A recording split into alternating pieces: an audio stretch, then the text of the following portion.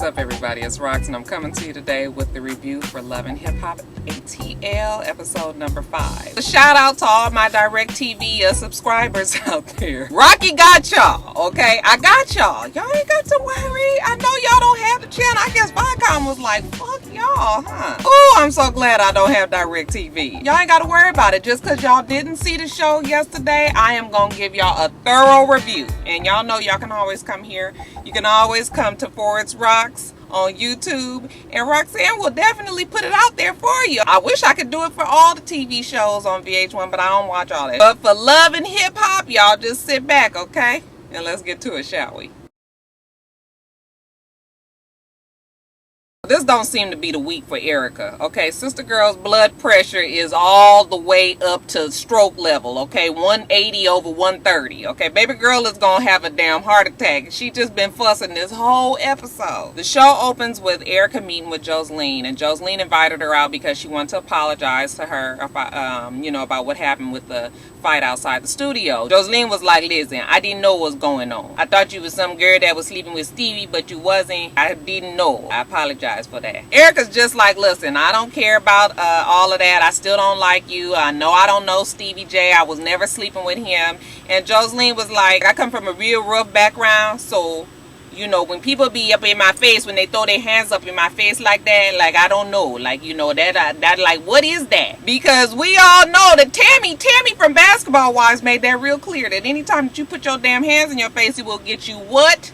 Popped. So Joseline was like, you can't be up in my face with your hands and everything. Erica's just like, so what? I do whatever I want to do. I can do whatever I do with my hands. In my hands, I can do whatever. And I was just like, Erica, girl, if you don't unhuff and unpuff your chest, nigga, bring it down some, okay? If you don't bring that attitude down to a more respectable and workable level, then I know something. The fuck is you so damn crunk for, okay? We know that this fight happened 2 weeks ago. Ain't no reason for you to be all up in here real mad like this. You still pissed off like this? The girl didn't say sorry, and she told you exactly why everything got out of hand like that. So really, will you just shut the fuck up? Okay, sit down. Throughout the whole time, Joseline was pretty mature. I thought that Erica was out of line because it is no reason, like, if you guys sitting down to talk to try to come to some agreement, you guys can agree to disagree. But all that Erica was doing with the, I still don't like you, and I still do whatever I want to do. I say whatever I want to say. This is my mouth. I can say whatever I want to say. That's what my daughter always tells my son when they get into an argument. It's so childish. Joseline was like, you know what? Okay, I'm gonna let you have this one. Okay, you can have it. Okay, we both know what we can do. Are we done here? And Erica's just like, yeah, we done. So Joseline get her big, strong, buff ass with the anorexic braids. Y'all, for real, I know a fucking weave base when I see it. Why is she walking around with her hair like that? That is not cute. She needs to keep the short wig. I think the short wig is the cutest on her. All that other shit, In the meantime, Scrappy is at home in the bed because he just had a damn asthma attack. I just want to know that how you gonna be having a fucking asthma attack and you gonna be extra hard like that? Like, nigga, you can't be fighting up in the damn bushes and wheezing. Momma D go and check on her baby because, like I say, he in bed and he home sick, and he's telling Momma D how Erica, instead of, when he was having his little asthma attack, he was like, feeling like he couldn't breathe and everything. He needs to go to the hospital, and Erica had to go to work. So he was just like, she just left me, you feel me? She on the phone and she calling the homie telling him to come pick me up, you feel me? I didn't understand why she wasn't taking me, you feel me? Scrappy just says that the love ain't there. Momma D agrees that the love ain't there, and I agree that the love is not there. Scrappy and Erica are done, been done, except that Erica don't know this, which is not totally her fault because Erica can really only go by what Scrappy tells her, although him moving out should have really been like the biggest red flag. But still, he be telling her that the relationship is they still together and all of that. So even though Erica, the stupidity of Erica kind of gets on our nerves, we got to remember that she is going by what he's saying. He's saying one thing to his mom, one thing to Bucky, and another thing to Erica. Later on, Momma D invites Erica over to the house because Momma D want to have a talk with her about how she left her baby. But they get up in there, and Erica's just like, listen, I cannot be sitting up there babysitting Scrappy. Now, if the nigga want to get out and be drinking and smoking and hanging out on the streets with his homeboys and homegirls and everything, that is really not my problem. I got to work because regardless of what everybody else think around here, that Grussel gang shit that he got going on ain't paying the motherfucking bills, okay? So I gotta go to work. I can't be sitting up here with somebody that's gonna do all of that and then the next day want me to stay home with him. Nigga, you knew you had asthma. The hell? Stop doing all that. Erica's trying to make her point. Momma D is trying to prove her point. I can see both sides. You know, as a mother, I would think that I would want somebody that's gonna be there for my child if they are ill. You know, it's just a natural mother-like instinct in me that I want my child to be with somebody that's gonna take care of them. Okay, that's just normal. On the other side, I can see where Erica's coming from. Like, yeah, I can't be, you know, I can't be up here with trying to help somebody who is so careless with their health and does shit that they know is going to aggravate them and then want me to help them. It's just like, you know, especially when it's the history of Erica and Scrappy and all the stuff that they've been through. You got to understand that her patience level is very, very low. She just doesn't have the tolerance anymore for that. So even though she loves him or whatever she has for him, it's just that other part of her is just, it's not there. That nurturing part of her that you would want to do for your spouse or your boyfriend, girlfriend, or whatever. That part is gone because it's been lost and all the other bullshit. So, you know, Erica's just like, listen, he got asthma. This is a part of asthmatics' lives. Get your albuterol and go sit your ass down and have a damn breathing treatment. And you know Momma D ain't hearing it. She's like, you left my son for dead. You left my son for dead. You left my son for dead. And then it gets bad. Erica tells Momma D, you're not fixing to check me, boo. Okay, I'm grown, blah, blah, blah, blah. And Momma D is just like, see, that's exactly why the nigga left your mean ass. And then they have this really irrelevant part of the show where Scrappy is talking to Bucky, basically telling her the same thing that he just told his mom about how Erica left him and the asthma attack. And again, we can't be mad at Bucky because Bucky is only going by what Scrappy tells her. Okay, Scrappy is playing both sides of the fence. Even though Bucky is kind of, you know, she kind of got a little bit extra, like she really think that, you know, that she got this in the bag and everything. We'll let it slide because, you know, like I said, Scrappy is telling her, filling her head with a whole bunch of bullshit. Now, side note, why Bucky got to have 18 packs of 4-month-old Milky Way in her hair? It's just like, now I know they paid her for the show, right?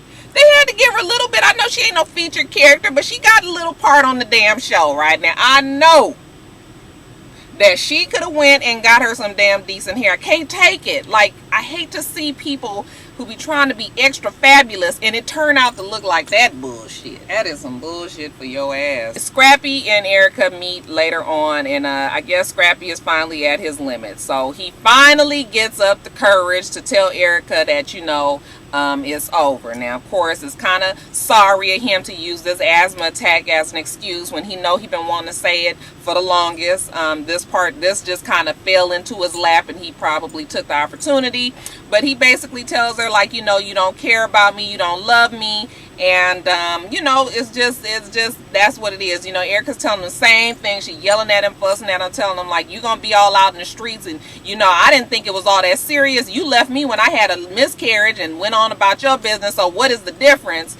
And you know, when you get to that point in your relationship, yeah, it's when you get to titting for tatting and you guys can't move forward, you stuck in the past or what happens in the past. I'm not saying that it doesn't happen. It is a very normal response to bullshit in a relationship.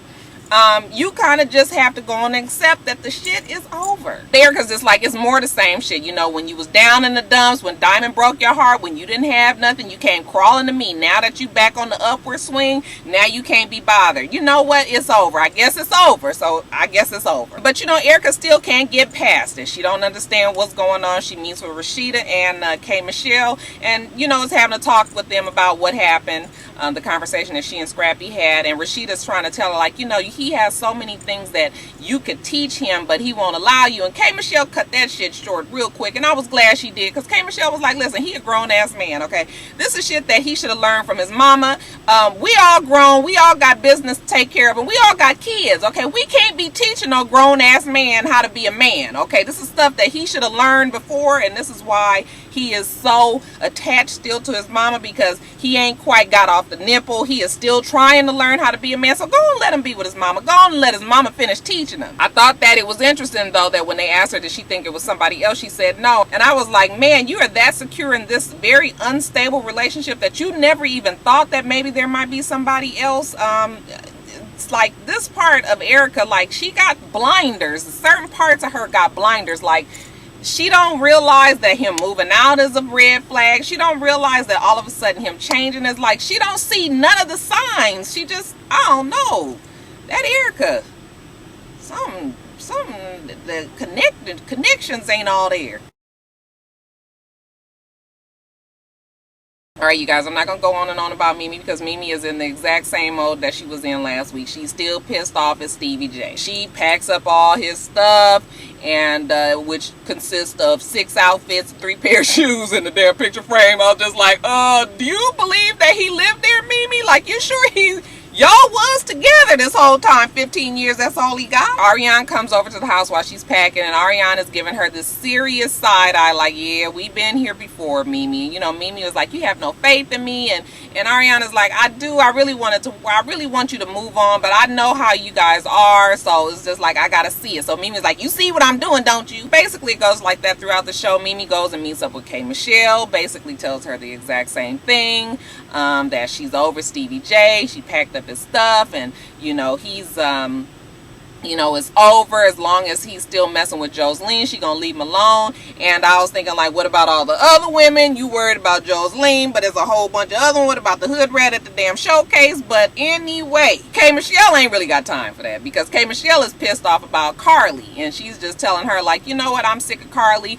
Every time we go somewhere, she's the one that causes the friction between everybody. She's been hurting my friend. She says shit about me. She tried to get my producer, tell him that he was working with the wrong person. She's shady. She a snake, and the next time I see her, I'm gonna whoop her ass. You guys, I like K. Michelle's hoodness. She's funny too. Later on, Mimi goes to talk to Stevie J, and y'all know it's a whole bunch more of that posturing. It's just like it's the same shit. She yelling at him instead of just dropping off the shit and bouncing. She got to sit there and give a whole nother speech about all the shit and what he did and all, you know, just a whole bunch of stupid. Stevie J, he ain't paying her no never mind. He really thinks the whole thing is funny. He's humoring her, and you know, he tries to kiss her at one point, and she just like, you bet not. And what about the time when she was just like, and that bitch threatened me, and he was like, she did? What'd she say?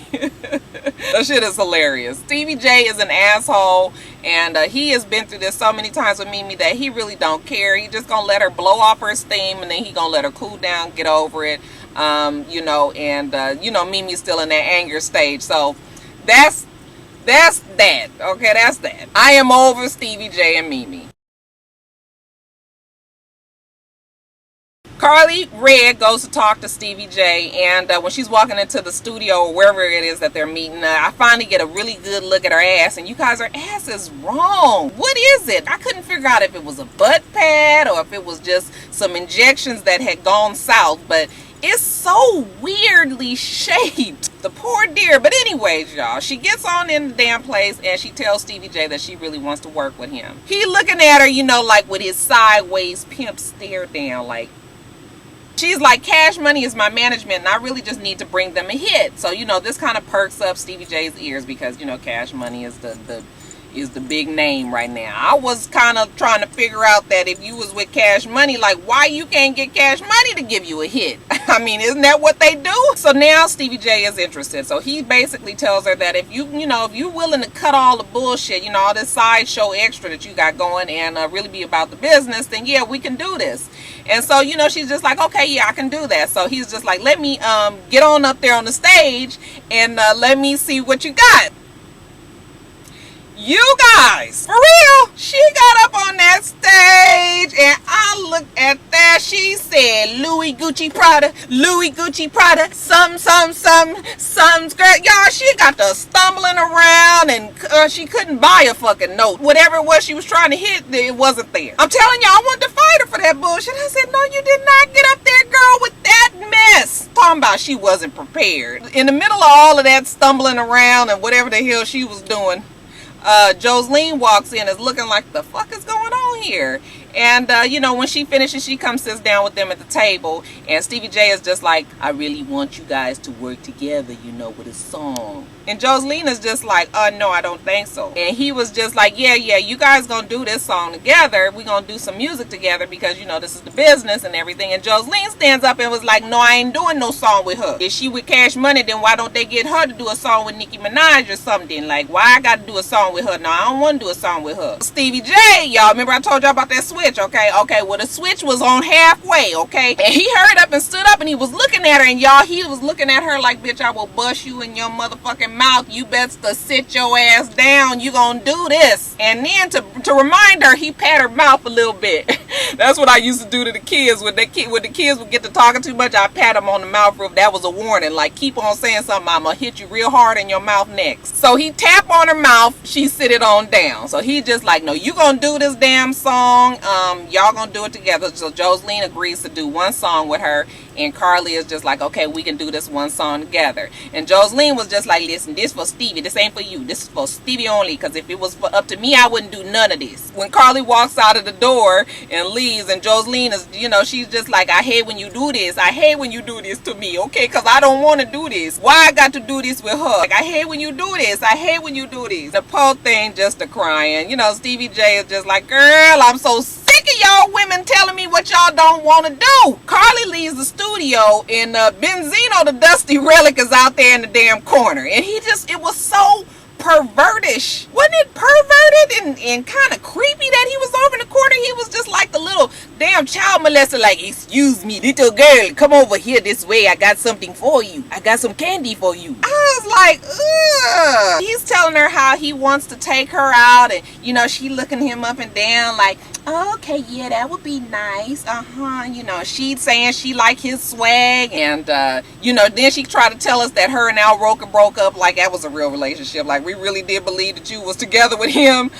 And now she's free, so, you know, she's willing to go out with Benzino, and you know, they just kind of looking at each other up and down and undressing each other. I was like, y'all need to get a room with that shit. It was real nasty, you know, and she was nervous because he asked her out, and he was nervous because she agreed to go out with him, and I was nervous because I couldn't be sure that wasn't my daddy's friend Lenny that he used to work with back in the 70s. Lastly, you guys, Mimi calls like a get-together with K. Michelle and Karlie because she really wants them to kind of hash out everything. They kind of want to get everything on the table. Another side note, what the fuck was going on with Mimi's whole look? Like, I know that we say that Mimi kind of looked like she's stuck in the 90s and, you know, very plain Jane and everything, but that was not the look. Okay, but you tried it with that one. Oh my God. First of all, I didn't even know it was Mimi. It took me a long time to figure it out because it was so different than her style. Like, she had, I guess it was a ponytail, and then she had her curly hair coming down,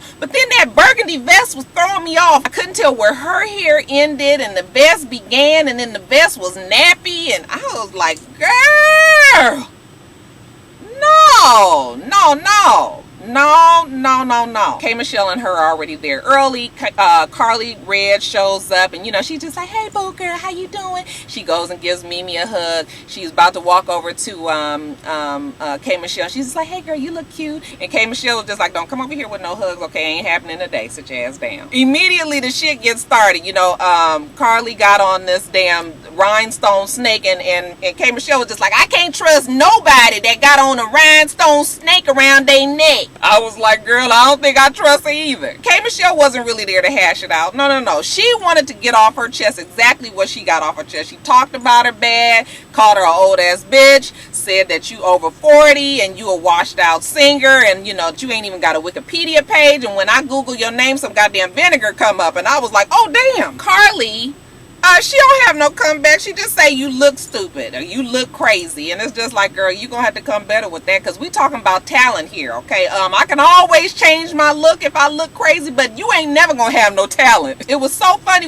to me when Karlie started arguing and thinking that she was doing something, and she got to shaking the table and the drinks fell off, and, you know, K. Michelle was like, oh shit, the bitch is shaking the table. I just kept looking at the TV like, nigga, wasting perfectly good drinks right there. Anyway, the conversation really starts to get heated, and Mimi really can't even say nothing because Karlie and K Michelle is going back and forth, and all of a sudden, you guys can't really see it clearly on TV, but I had to watch the extra episodes. K Michelle throws her fork at Karlie, and the shit hit her square dead in the head right here and give her one of them damn Eric Williams basketball wives knots on her head. So that's why the shit got so out of control. That's why Karlie is so hyped up all of a sudden, because it wasn't clear. Like, I couldn't tell what had happened. And I still couldn't figure out why she was so hyped, because she was just like so over the top. K Michelle was not paying her no attention. You know, she was just like, the security came and kind of separated them, walked them off, and Karlie just was going crazy. All that damn, you better arrest me. You better arrest me, because I'm going to go over to her house. I swear I'm going to go over to her house and beat her ass. And then she kept on saying, every time I see you, every time I see you, every time I see you, every time I see you. I was like, nigga, every time I see you, what? I think she forgot her lines. She was just like, what is it after every time I see you? Anyway, y'all was just like, child, boo. Sit down. You ain't fixing to do nothing. Because if you was going to do something, you'd have did it by now. Okay, so, yeah, whatever. Alright, you guys, that's it. I am going to do my advice video. It'll probably be up tomorrow, sometime between tomorrow and Friday. And, of course, I'm going to do my top of the blogs video. And that's it. I had a story times video to do for you guys, but one of my friends told me it was too graphic and too gross and too hooky, so I guess I'm not going to do that one now. But the shit was funny to me. Make sure that you rate, comment, and subscribe to my channel. I'm itsrox. My channel is for itsrox. Everything else I do will be in the bottom bar below, okay? Alright, so I hope that you guys have a wonderful, wonderful rest of your day, and I plan on doing the same. Until next time, Roxstars. Bye.